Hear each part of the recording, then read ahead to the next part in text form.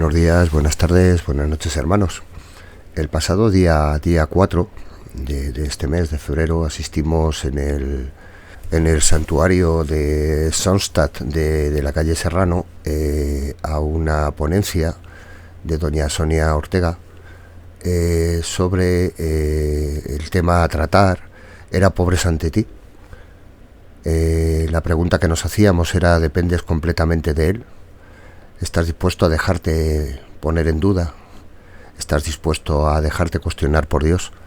En esta charla, coloquio que se efectuó en el santuario, Sonia Ortega nos plantea lo que es vivir en la pobreza espiritual. Nos plantea el vivir en la pobreza humana, los beneficios y las dificultades que nos aporta vivir en esto, pero nos da unos atisbos de esa felicidad de caminar hacia lo desconocido de la mano de nuestro Señor. Entonces, pues bueno, os traigo el audio de esta charla coloquio para que vosotros la podéis escuchar, para que vosotros la podéis meditar, la podéis discernir. Y bueno, creo que es muy enriquecedora para todos. Y bueno, pues nada, hermanos, hermanas, ahí os lo dejo y espero que os guste. Un fuerte abrazo a todos, buenos días, buenas tardes y buenas noches. Espíritu, ven y lléname, Señor, con tu preciosa unción.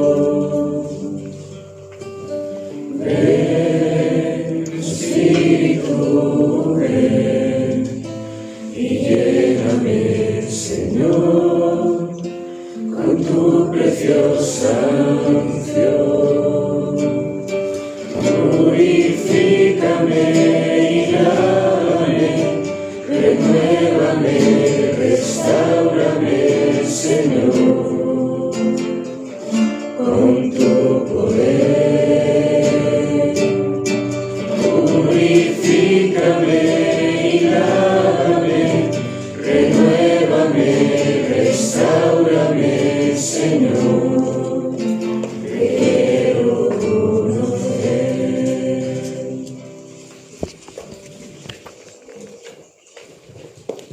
Pues antes de empezar, como yo no sé si aquí todos conocéis a Sonia, pues me encantaría, Sonia, que te pudieses presentar. Bueno, muchas gracias por esta invitación. Es un gusto estar aquí, con tanta gente joven y en este santuario, que es un regalo. Mi nombre es Sonia Ortega, estoy casada desde hace 26 años, tengo 3 hijos y bueno, tengo una vida un poco peculiar. Actualmente vivo en un país de África que se llama Liberia, pero hasta ahora he sido profesora de Sagrada Escritura en la Universidad de San Dámaso de Madrid y en alguna otra más. Y bueno, todavía lo sigo siendo, pero ya a distancia y poco a poco, bueno, pues más metida en la misión que aquí en España. Y nada, estoy encantada de estar aquí y es un temazo la pobreza, ¿no? Un temazo. Sí.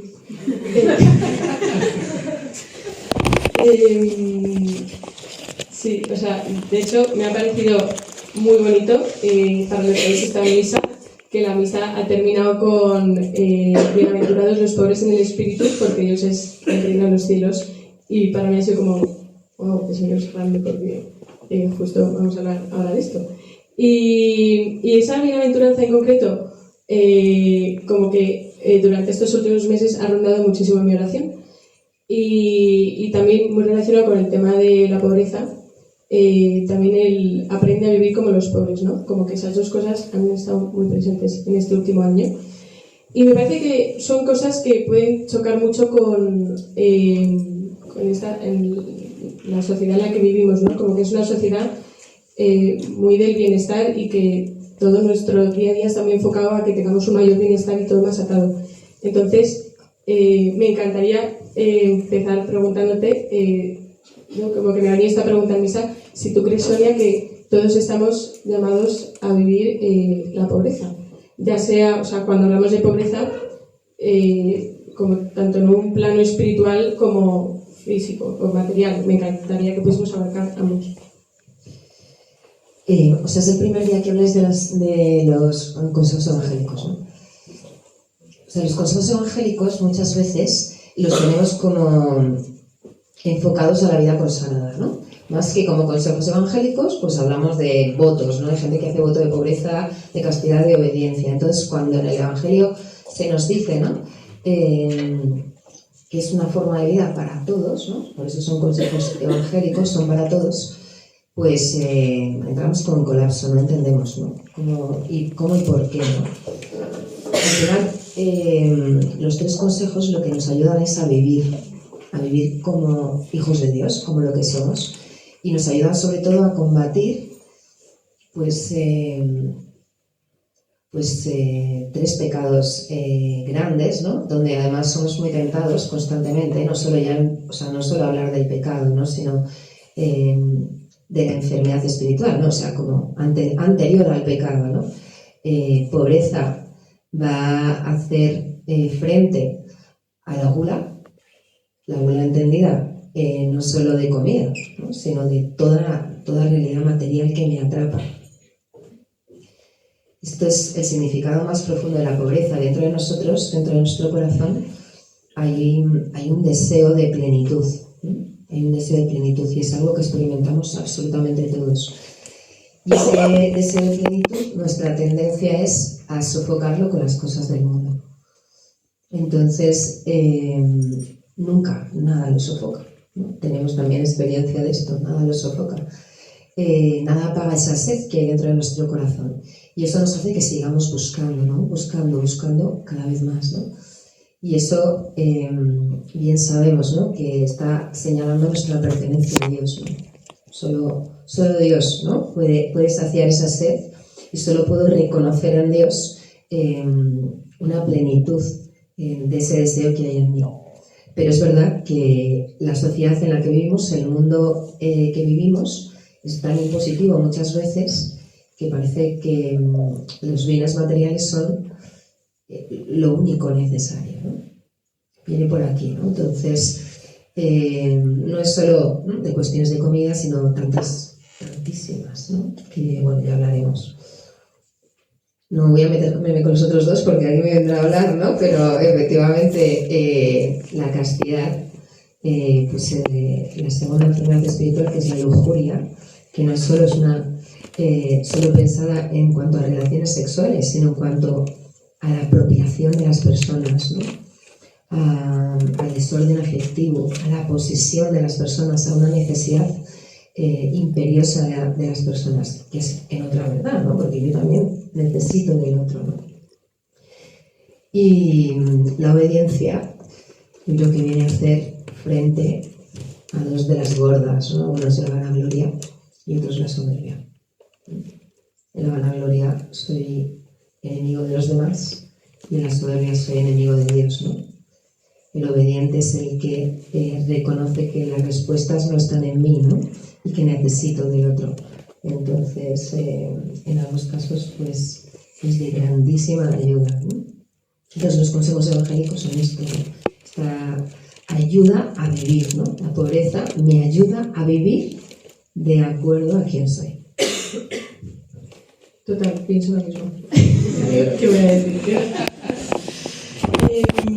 Pues también para ahondar más en el tema de la pobreza, Sonia, tú tienes una vida apasionante y, como bien has dicho, muy distinta.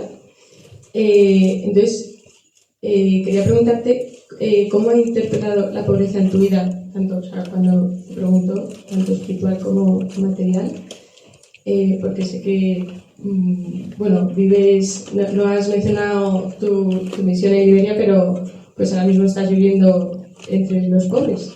Entonces, pues sí, ¿cómo has interpretado la pobreza en tu vida? O sea, yo crecí como todos vosotros aquí en España y en una familia que no le ha faltado nada y he tenido una buena educación. Entonces el concepto de pobreza es como muy lejano. ¿no? Es cierto y es muy lejano, ¿no? A la vez, ¿no? Es algo que como cristiana reconoces, pero no vives en primera persona porque esta es la situación que nos ha tocado vivir. Y bueno, entré en contacto con la pobreza cuando con 16 años por primera vez voy a la Casa de las Misioneras de la Caridad, ¿no? Y todos los viernes de mi vida pues iba a Casa de las Misioneras de la Caridad en Ermita del Santo. Entonces ahí entro en contacto con la pobreza, que es tremendamente, o sea, revoluciona por completo mi vida, ¿no? O sea, hay algo en mi corazón que reconoce algo grande ahí, ¿no? Como algo que a mí me llena, ¿no? Y que me habla de mucho más, de algo más que busca mi vida, ¿no? Entonces, pero no le pones palabras, no sabes por qué ni cómo. Y entonces, bueno, pues les conocí a las sisters y iba todas las semanas. Y luego de ahí, bueno, con 18 años yo empecé a volar literalmente, porque trabajaba como azafata de vuelo en Iberia, y entonces me fui a vivir a Barcelona, luego estuve viviendo en Palma de Mallorca, y bueno, pues allá donde iba buscaba a la sister, ¿no? Si la sister tenía alguna casa, era algo que me interpelaba constantemente, pero no hay, ¿no? Como no hay una búsqueda, ni una comprensión de qué significa esta pobreza, ni por qué hay algo en ella que te llama, ¿no? Poco a poco, es lo bonito, ¿no? De todo esto, la realidad se va imponiendo, ¿no? La realidad te va enseñando. Cuando uno sigue a Cristo, cuando uno le da su vida a Cristo, cuando uno le dice al Señor, o sea, yo quiero vivir tu voluntad, yo quiero conocer, yo quiero saber, yo quiero vivir así, pues el Señor te va enseñando en la propia realidad. Entonces, pues la pobreza va apareciendo poco a poco sin que, como yo con voluntad propia la busque, ¿no? Bueno, es que, madre mía, toda mi vida, todo contar.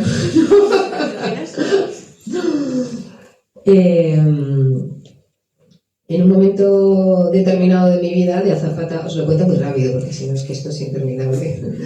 En un momento determinado de mi vida de azafata, pues empiezo a darme cuenta que mi vida personal y mi vida profesional pues van por dos sentidos completamente distintos. Pero me acababa de casar, tenía 2 niños muy pequeños y realmente pues necesitaba el dinero, ¿no? Simplemente. Y tenía una hipoteca que pagar y demás, ¿no? Aquí es donde la realidad se te empieza a imponer con este tema de la pobreza. Pero pues dentro de mi corazón había una tristeza enorme que yo tampoco sabía por qué, porque pues tenía muchas amigas que tenían hijos, volaban y eran estupendas y estaban felices, pero yo empecé a entrar en una tristeza enorme a la que nunca escuché, ¿no? Cuando uno de repente comienza a estar triste o cuando uno de repente no está bien, uno tiene que escucharse. Dios habla a través de nosotros, ¿no? Pero no me escuché porque necesitaba el dinero, ¿no? Y porque tenía que, ¿no? Porque en el fondo justificaba que era una llorona, que era una quejica, que tenía un puesto fijo, ¿no? Y bueno, pues eso sí, ¿no? Hasta aquí, ¿no? Toqué el fondo. Y estuve un año así. Y tuve la suerte que en un reconocimiento médico, pues una psicóloga me dijo, estás fatal, ¿no? Y ahí se me abrieron los ojos, ¿no? Fue un poco un momento de revelación, porque ahí es donde me di cuenta que Dios me pedía un paso, me pedía un cambio y que yo estaba totalmente atada a pues, la comodidad, el dinero, ¿no? Lo que toca. Y que si la vida que quería llevar es una vida en plenitud, pues no se podían imponer los cánones del mundo, no tenía que ser valiente. Así que mi marido también era muy valiente, porque si no esto no hubiera podido ser posible, ¿no? Dejé de trabajar, fui un año de excedencia y bueno, pues locuras de la vida, como me dieron solo un año de excedencia, pues ya los niños empezaban a ir a la guardería tal, y pensé, bueno, pues qué guay, este año lo voy a gozar. Pero qué aburrimiento todo el día en mi casa metida, ¿no? Voy a estudiar algo para por las mañanas, algo que no valga para nada, ¿no? Y fue teología. Fue teología.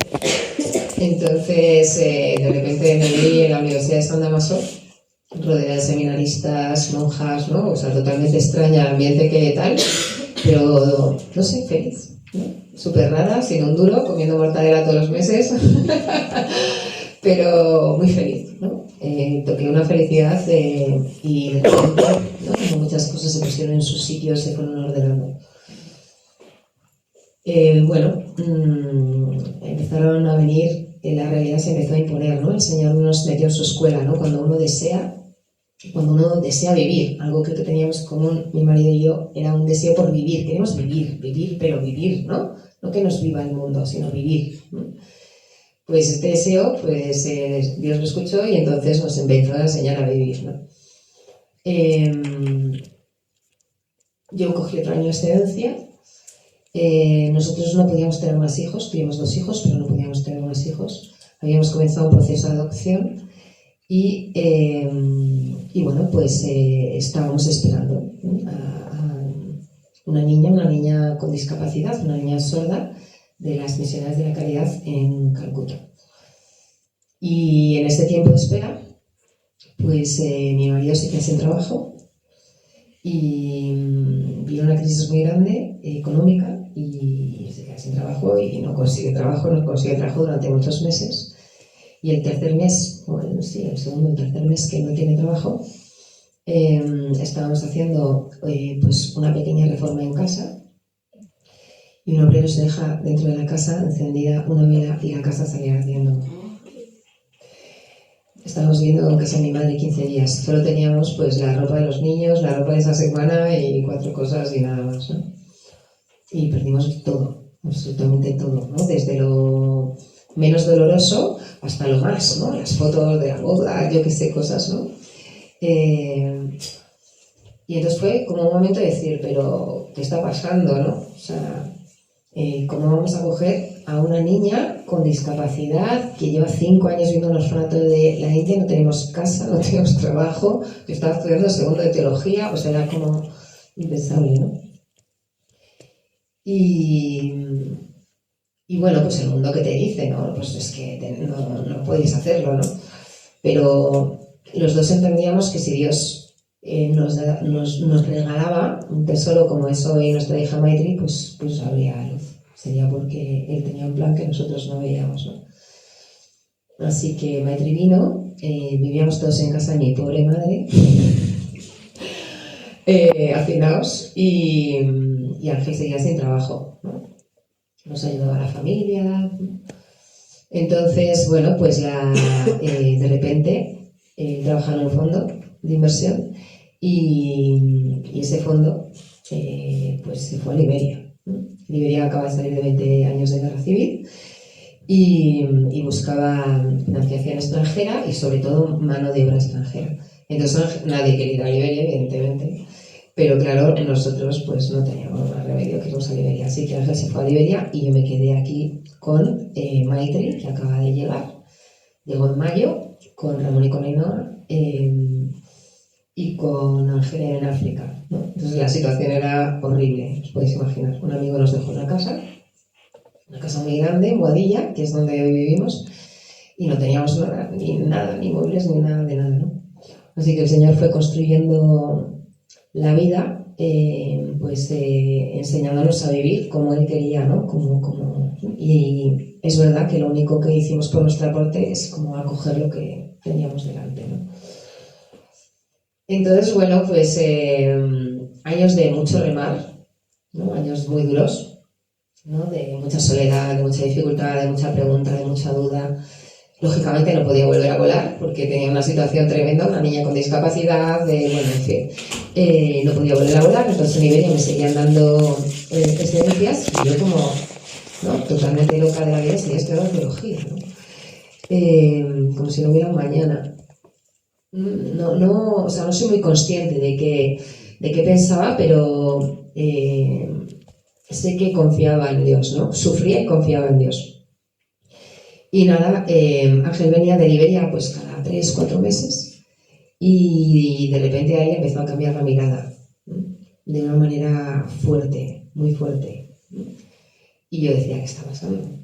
O sea, ¿qué está pasando? Porque Liberia era como, era el horror, ¿no? O sea, que se hubiera ido a Liberia era el horror. Y de repente yo empecé a ver esa alegría que llevaba mucho tiempo sin ver en él, ¿no?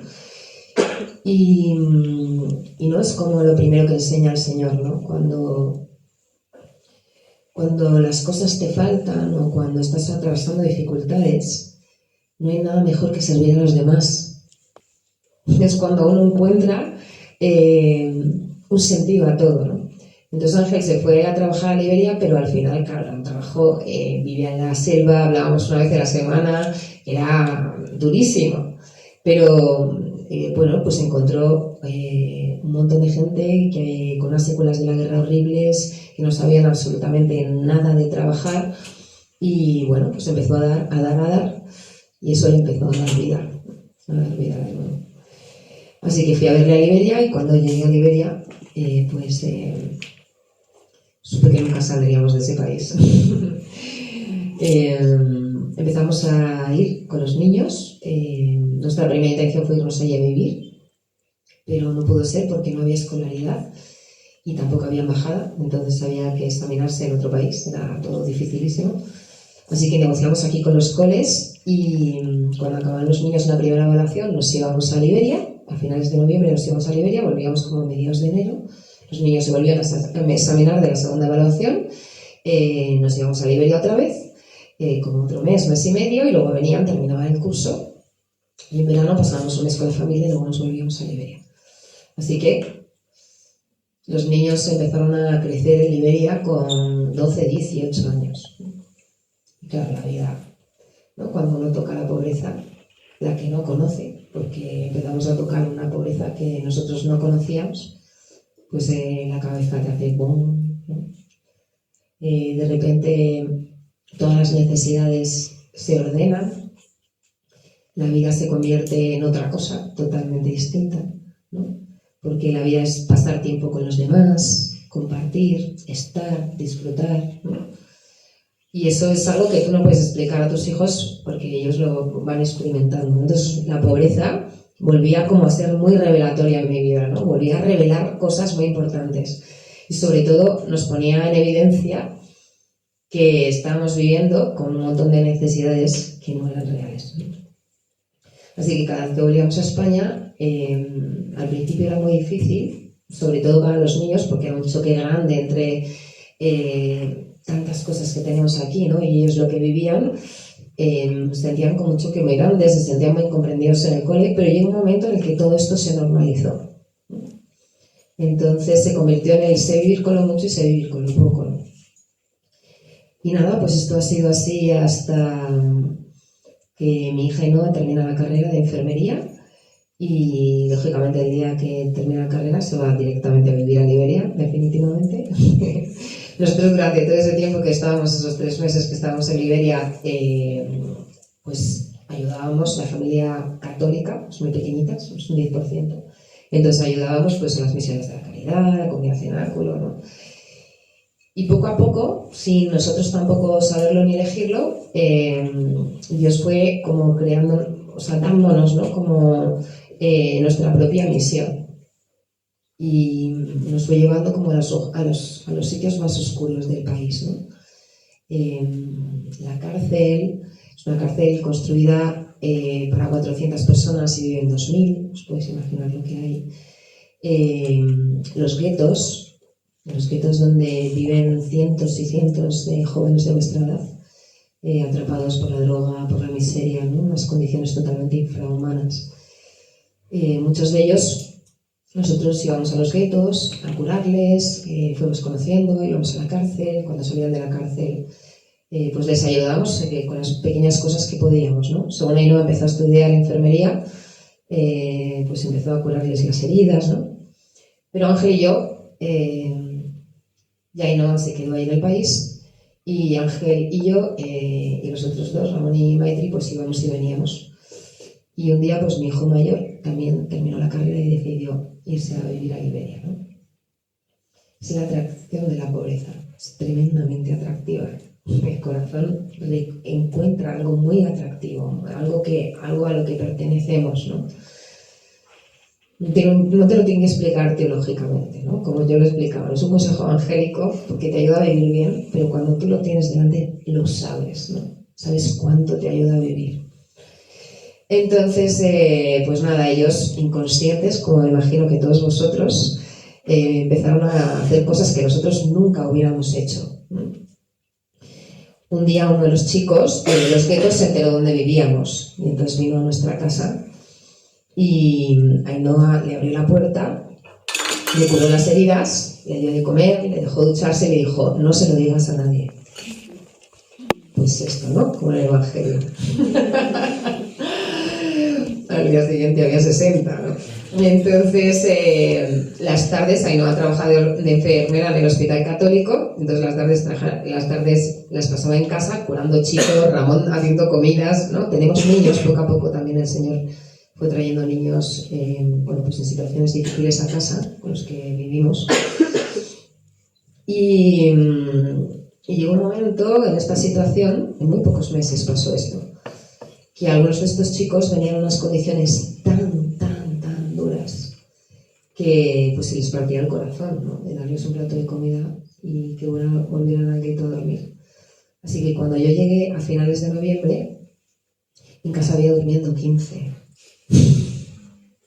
En nuestras habitaciones, en nuestras camas, con nuestra ropa.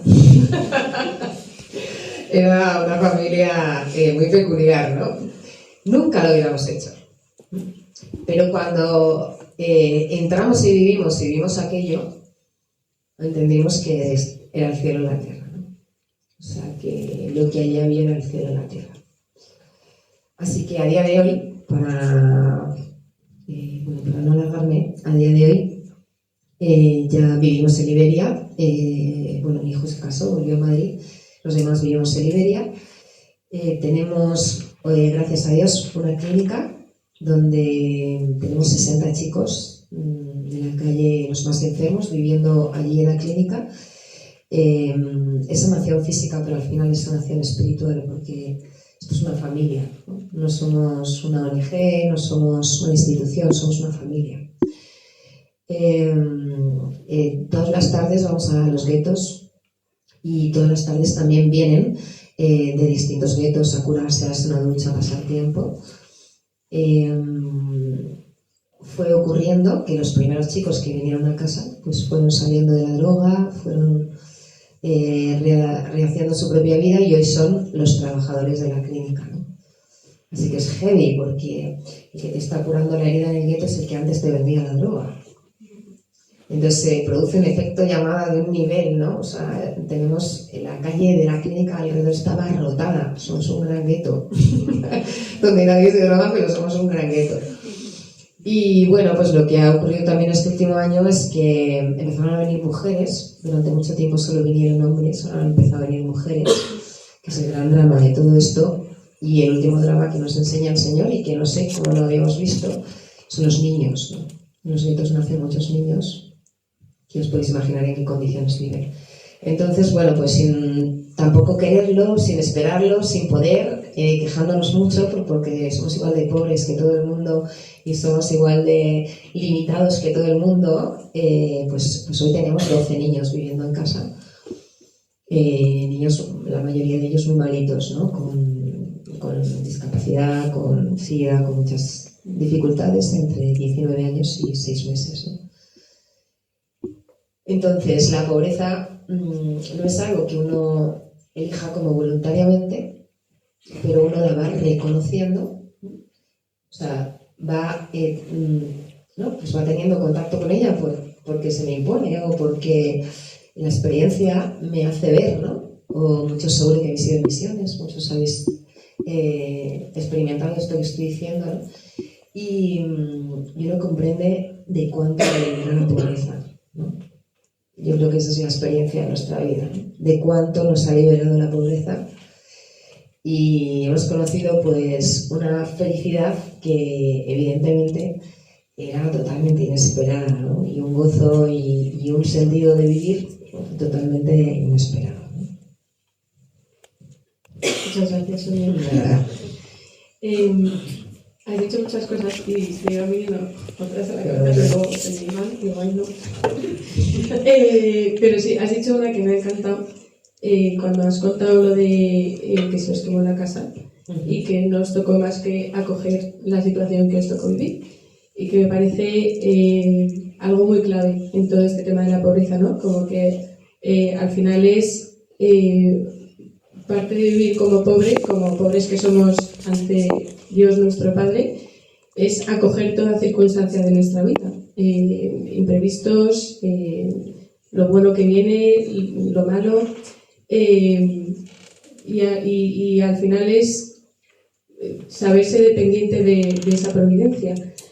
Y creo que eso conlleva también vivir con cierto desprendimiento y con cierta incomodidad, o sea, como que la pobreza te incomoda. Entonces, o sea, o sea, me parece que hay como un tira y afloja ahí para los que vivimos aquí, de cómo vivir, o sea, de que aquí se te dice tienes que tener todo atado, ¿no? Sobre todo económicamente, que estamos fatal, tienes que invertir, comprarte una casa, haz no sé qué, y dice, ¿cómo vivir sin esa necesidad de tener todo atado, todo previsto, todo más, o sea, como que si planteas eso te tratan de loco, ¿no? ¿Cómo vivir más desprendido, más de providencia como aquí? O sea, la pobreza material es la puerta de entrada de la pobreza espiritual. Es muy difícil la pobreza espiritual sin la pobreza material, ¿no? O sea, la primera experiencia es como un desprendimiento de las cosas materiales, que en el fondo es muy fácil. O sea, desprenderse de lo material es relativamente fácil, porque, bueno, pues o porque se te impone, ¿no? Como en mi caso, se te impone, o porque al final, bueno, podemos vivir sin muchas cosas, ¿no? Es una experiencia que es muy real y uno puede vivir sin muchas cosas, ¿no? Es verdad que en este mundo, yo durante tanto tiempo que vine y volví a Liberia, yo me acuerdo que en Liberia vivía absolutamente sin nada, vivo sin absolutamente sin nada, tienes que hacer un montón de kilómetros caminando, hace un calor horrible, comes todos los días arroz, o sea, es una vida muy, muy austera. Pero llegaba aquí a Madrid y me enfadaba si no aparcaba en la puerta del Carrefour, ¿sabes? O sea, me daba cuenta cómo este mundo, ¡pum!, ¿no? Me absorbía en 2 segundos, ¿no? O sea que la única manera, ¿no?, de que esto ocurra, o que nos ocurra aquí, a los que hemos nacido aquí y hemos sido educados aquí, es que entremos en contacto con esa pobreza material. O sea, es que esa pobreza material entra en contacto de alguna manera, por una experiencia de una misión, por una experiencia de voluntariado, por experiencia de algo, y de repente, a través de esa pobreza, Dios me empieza a hablar, ¿no? Entonces, yo empiezo como a ordenar, ¿no? O sea, yo soy muy consciente que todo lo que he dejado en la vida, que lógicamente he dejado muchas cosas en la vida, no ha sido por mi propia voluntad, ha sido porque un amor mucho más grande ha entrado, ¿sabes? Es decir, la pobreza ha sido como el lugar donde Dios se me ha revelado con más fuerza y ahí ha comenzado una relación grande con Dios. Entonces, el corazón empieza a recibir aquello que verdaderamente anhela. Y entonces empiezas a soltar aquello que molesta y que enturbia esa relación. Y entonces empiezas a comprender que tienes un desorden en las prioridades de la vida, que tienes un desorden en lo que es bueno y lo que no es cierto que la vida es... o sea, que cuando uno dice, o como yo he afirmado ahora, ¿no?, que gozada la vida, qué maravilla la vida, qué bonito vivir, cada día es más increíble, es porque has vencido el dolor, el sufrimiento, un montón de cosas. Es decir, es un punto de llegada. La alegría es un punto de llegada cuando has atravesado las tinieblas y los lagos y sigues estando dispuesta a atravesarlos, porque sabes que el gozo, la alegría, todo lo que recibimos de Dios es mucho más grande que todo lo malo que nos sucede. Pero eso es porque hay un amor que llena tu corazón y que empieza a ordenar y te empieza a dar cuenta. Ahora, hay un paso fundamental que yo sí lo percibo como tal, que es la locura. Hay que perder un poco la cabeza, ¿no? Tiene que haber un punto de valentía, ¿no? Tiene que haber un punto de querer vivir radicalmente siendo cristiano. Tiene que haber un deseo fuerte que me haga decir, efectivamente, estoy perdiendo la cabeza, ¿no? ¿No? Porque, claro, el mundo, ¿no? constantemente te va a decir, no, eres un imprudente, estás haciendo una opción horrible por tus hijos, van a enfermar, de qué vais a comer, de qué vais a vivir, tu familia se va a sentir abandonada, o sea, como os podría enumerar cientos, ¿no? Tu trabajo, ¿no? Profesora, esa gran escritura, tal, pues esto es un bien muy grande, como tal, como cual, ¿no? Como me decían, ¿no? Vas a dejar de dar clase por lavar negritos, ¿no? Claro, el mundo y sus criterios, ¿no? Entonces, tú tienes que tener como esa, ¿sabes? Todo esto que Dios te está dando y todo esto que tú estás percibiendo, que es como una intuición, solo crece en la medida en la que tú lo confirmas. ¿Sabes? Solo crece en la medida en la que tú dices, pues sí, así quiero vivir, ¿no? Así de loca quiero vivir. Porque además, como no sé si mañana voy a estar en este mundo, pues que me quiten lo velado, ¿no? Entonces, esa es la cuestión, ¿no? Que la pobreza material viviendo en España es muy complicado. Muy complicado. Somos esclavos de millones de cosas. Y además, el mundo está pensado para que lo seamos. Entonces, no es un ejercicio de mi propia voluntad, no puedo. O sea, las redes sociales, o sea, Instagram, ¿no? Es increíble, ¿no? Uno busca saciar el corazón, saciar, o sea, está pensado todo para lo que verdaderamente busca mi corazón. Entonces, solo, ¿no? En una cercanía con los pobres y en una cercanía con Cristo, uno puede ir recibiendo, ¿no? Como una luz que le va a ir ordenando para que esto pueda suceder. Y la pobreza espiritual, o sea, yo la estoy empezando a descubrir desde hace poco y me parece como apasionante y bueno, como me encantaría que nos hablas esta. O sea, la pobreza espiritual es un poco a lo que hacía referencia antes, ¿no? Por ejemplo, o sea, además es al final de la misa ha dicho las dos bienaventuranzas, una es la de pobres en espíritu y otra es la de los mansos de corazón, ¿no? Y uno es capaz de empezar a vislumbrar esto de alguna manera cuando se da cuenta que el orden lo tiene al revés puesto, ¿no? O sea, por ejemplo, en la de los mansos de corazón es como muy evidente, porque bienaventurados los mansos de corazón, porque ellos heredarán la tierra. ¿Cómo se hereda la tierra? O sea, ¿cómo se conquista la tierra en este mundo? Con la violencia, ¿no? Con las guerras, ¿no? La tierra, te apropias de la tierra con la guerra, ¿no? Y de repente aquí la bienaventuranza es lo contrario, ¿no? Los mansos heredarán la tierra, ¿no? Son los que van a conquistar la tierra. La mansedumbre primero no es debilidad, ¿no? Sino es el que es capaz de acoger, como tú decías, ¿no? Las cosas según vienen, ¿no? No voy luchando por hacerme un nombre, no tengo que defenderme, no tengo que justificarme, ¿no? Comprendo que la vida es una vida donde hay dolor, donde hay enfermedad, donde hay sufrimiento, ¿no? Y que Cristo ha vencido. Entonces, que no tengo que tener miedo al dolor, al sufrimiento, a la prueba, a la enfermedad, ¿no? Se acoge, ¿no? Lo acoges y permites que Dios sea Dios. Entonces, la pobreza en el espíritu viene por aquí, ¿no? Cuando uno ya va abandonándose poco a poco a Dios, y entonces uno empieza a abandonar lo más difícil que tenemos, que soy yo, ¿no? Yo y mis criterios, mis planes, lo que quiero, lo que busco, lo que me parece lo bueno, lo que me parece lo que debería ser, lo que parece mi futuro, ¿no? Uno empieza a abandonar esto, poco a poco, ¿no? Yo como una de las... cuando ya descubrí este último año, ¿no? que Dios me abrió una puerta para vivir ya a tiempo completo en Liberia,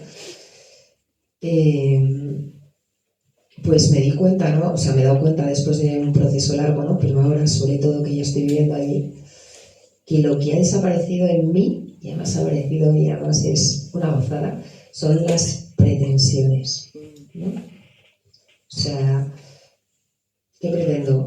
Nada.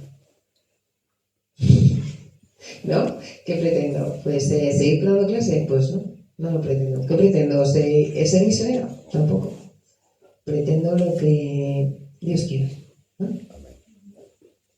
Vivir en una libertad completa para poder entregar completamente, a la voluntad de Dios, que, como ya he visto en mi vida, es tremendamente creativa, inesperada, ¿no? Entonces, vivir en esa libertad, pues da un descanso del alma enorme, una alegría enorme, y te permite ver grandes cosas. También, o sea, que a mí me encanta hablar con Sonia, pero que cualquiera que quiera preguntar algo, que levante la mano, sobre todo ya después de todo lo que hemos ido hablando, y pregunte libremente. Y si no, había preguntas que la gente ha hecho en el formulario, y una persona preguntaba que si hemos romantizado la pobreza de espíritu, o sea, si es posible vivirla sin que se convierta en una riqueza, algo así como no apropiarse ni del don de la pobreza. No, de la pobreza de espíritu no, o sea, no, esa no, es de la otra. La que hemos hecho muy romántica es la otra, ¿no? Qué guay ir a ver a los pobres, o sea, eso sí lo hemos hecho así, ¿no? Y qué guay ser pobre, fíjate qué suerte tienen y nosotros no, tal. Eso lo hemos degollado. Pero la pobreza espiritual es que es tan dolorosa, ¿no? No es nada romántica, ¿no? Duele un montón. O sea, salir de ti mismo es algo que es tremendamente doloroso, ¿no? Y que a uno le duele, le cuesta, y es una entrega constante y poco a poco de la propia vida, ¿no? Entonces yo creo que esa no es nada romántica. ¿Alguno quiere preguntar algo? Sonia, Sí. ¿cuál es el límite? Cuando tú empiezas a cambiar ese estilo de vida que todos tenemos, y empiezas a conocer a nuestro Señor en esa obra que comienza el Señor en ti, tú te pones límites. Como mujer casada, tu marido te dice, ¿pero qué estamos haciendo? ¿Qué? Tus hijos te dicen, pero mamá, ¿qué está pasando? ¿O va surgiendo todo con la ayuda de Dios, sin ningún límite? No sé si me entiendes. Sí, perfectamente. O sea, sigue ocurriendo a día de hoy, ¿no? Quiero decir, estos últimos 6 meses han venido a casa 4 bebés, ¿no? Entonces, yo ahora tengo 49 años y ahora vuelvo a cambiar pañales y a no dormir por las noches, ¿no? Entonces, y además por 4, porque la naturaleza normalmente te los da de uno en uno, ¿no? Pero así 4, ¿no? Y además pobres, ¿no? En condiciones muy difíciles. Entonces, uno ahí toca su límite, ¿no? Y entonces le dices al Señor, bueno, no, esto es una broma, ya no puedo más, ¿no? O sea, ¿no? Como tocas tu límite, ¿no? Lo vas a tocar siempre, o sea, es un crecimiento a base de encontrar tu pobreza, encontrar el límite de tu amor, encontrar dónde, ¿no? Pero eso, ¿no? Con la experiencia que tienes ya de Dios, es como, Señor, dame la gracia, ¿no? Para poder responder. Si esto es lo que tú quieres, dame la gracia para poder responder. Y sucede, ¿no? Pero uno tiene que tocar ese límite. Entonces, todo este camino, no es que nosotros dijéramos, o sea, somos muy conscientes que el amor de Dios no tiene medida, ¿no? Y que Él se da sin medida, todos los días, ¿no? Y que yo recibo un amor sin medida, pero yo sí tengo medidas. Yo soy la medida, efectivamente, ¿no? Entonces, la voy descubriendo en función de que esa realidad se me va imponiendo. Entonces intento responder a la realidad y me doy cuenta que no. Entonces suplico como un mendigo y el Señor ayuda, da este amor, y entonces pues el corazón va creciendo. El amor de Dios es tan grande, nuestro corazón tan pequeño, ¿verdad? Qué famosa. Y claro, que entonces va expandiendo, y eso es lo que ocurrirá hasta el último día de nuestra vida. Muchas gracias. A ti.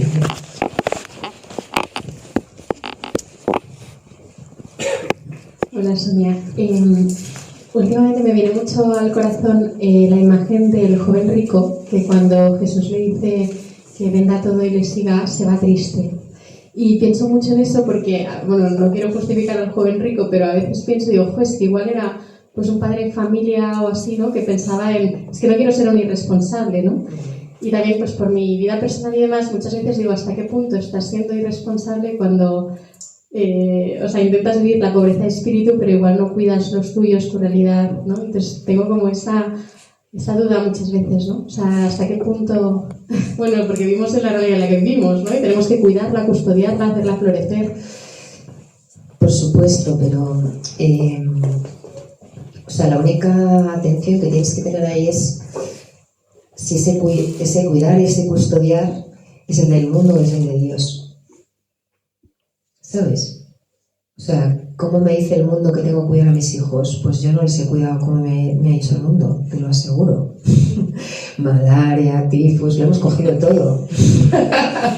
¿No? Y siendo muy pequeños, ¿no? Y han vivido circunstancias, ¿no? ¿no? O sea, yo no he seguido, ¿no? El cuidado del mundo. ¿Esto quiere decir que no he cuidado a mis hijos?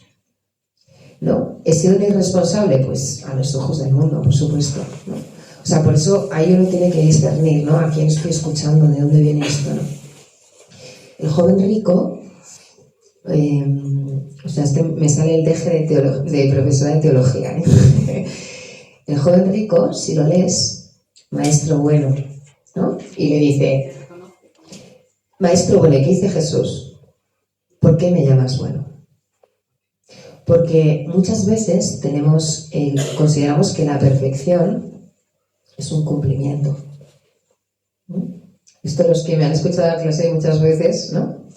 Creemos que el fin de la vida es ser bueno y el fin de la vida no es ser bueno. Ahora explicaré cuál es el fin de la vida. Jesús le para y le dice, no, soy bueno solo Dios. ¿Qué tengo que hacer para alcanzar la vida eterna? Y dice, cumple los mandamientos. Y Jesús le empieza a enumerar una serie de mandamientos, que son los de la segunda tabla. Al joven rico le faltan todos los mandamientos de la primera. O sea, no, Jesús no se los menciona. Todo esto ya lo he cumplido.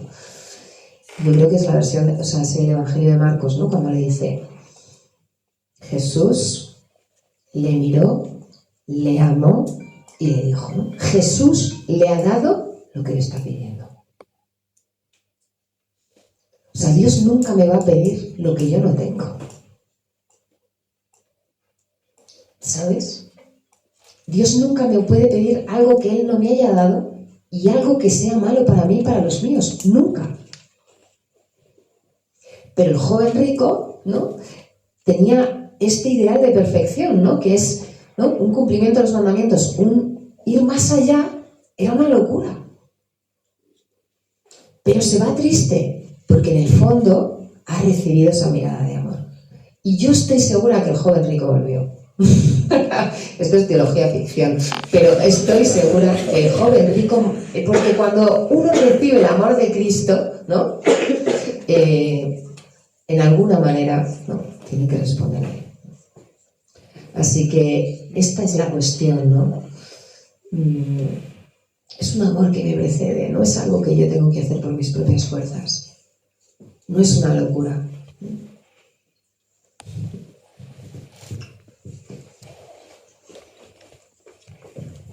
Muchas gracias, Sonia. Yo te quería preguntar cómo has vivido esta vocación a los pobres dentro de lo que es tu matrimonio, que entiendo que va por delante de los pobres, pero al mismo tiempo es una llamada de entrega muy grande. Sí. Y cómo lo vivís los dos para que en comunión y en unidad sea un discernimiento común.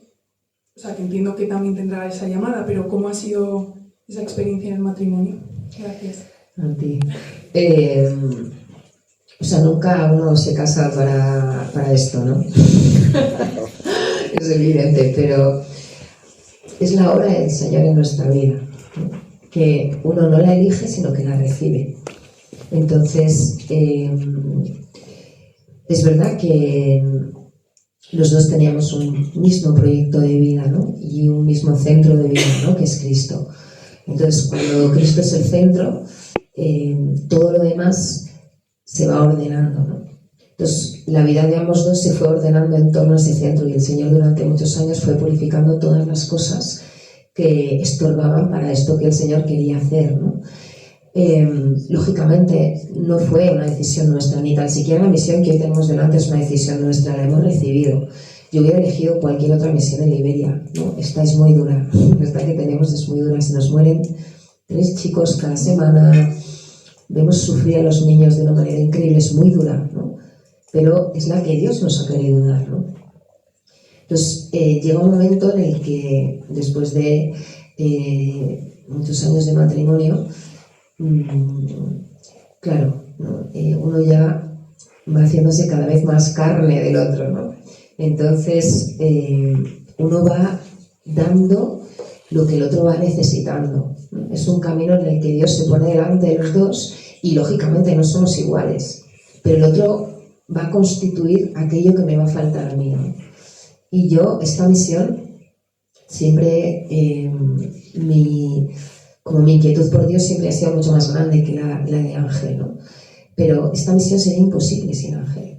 Ángel es mucho más valiente que yo, mucho más generoso que yo. Sin él esto no hubiera sido posible, ¿no? Y él diría que sin mí tampoco, ¿no? O sea, eso es lo bonito, ¿no? Y el otro día se lo contaba a una amiga, ¿no? Que ahora que estamos tocando muchos límites, porque ahora mismo la misión es muy, muy, muy cansada, le miro y pienso, o sea, qué barbaridad de marido tengo, ¿sabes? O sea, como de repente he descubierto una admiración enorme. Solo puede hacer Dios, ¿no? El mundo que dice que el amor se acaba, que el amor se desgasta, ¿no? Solo Dios, ¿no? Puede hacer que después de una vida, además, con tantas dificultades como hemos vivido, ¿no? Cuando de repente lleves 26 años casada, digas, madre mía, qué pasada vivir así, ¿no? O sea, qué grande es casarse, enamorarse y vivir de 3 en 3, como es el matrimonio. Entonces, es esto, es recibir lo que Dios quiere de ti, ¿no?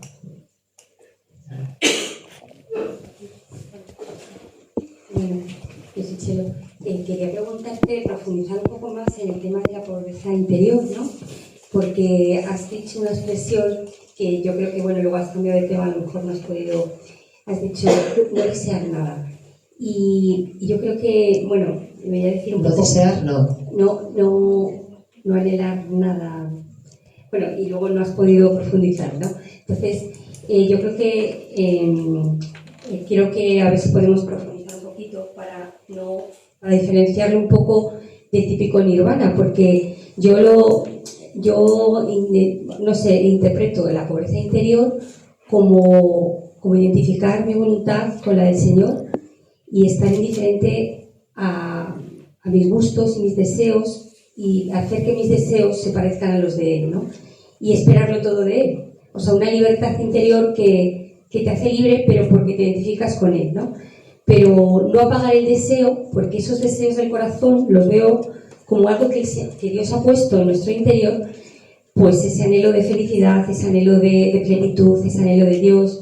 O sea, diferenciar un poco del típico nirvana de no voy a sufrir si no deseo nada, ¿no? No, es que no ha sido mi intención, perdóname, porque si ha sido así me he explicado muy mal. Yo he querido hablar de pretensión, que no es deseo, ¿no? Pretensión es como un plan de futuro sobre mi vida y luchar por... soy profesora de teología, entonces el mundo tiene que saber que yo sé mucha teología, ¿no? Y una pretensión ahí, ¿no? No. Si Dios quiere que hagan niños, es el mismo servicio dar una clase de teología que el hagan un niño, ¿no?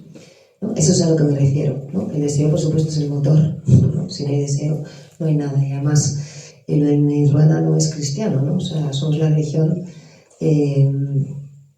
del verbo encarnado. Entonces, cuando yo me quiero encontrar con Dios, ¿no? Cuando yo voy al encuentro con Dios, lo que hago es que profundizo más en la realidad, ¿no?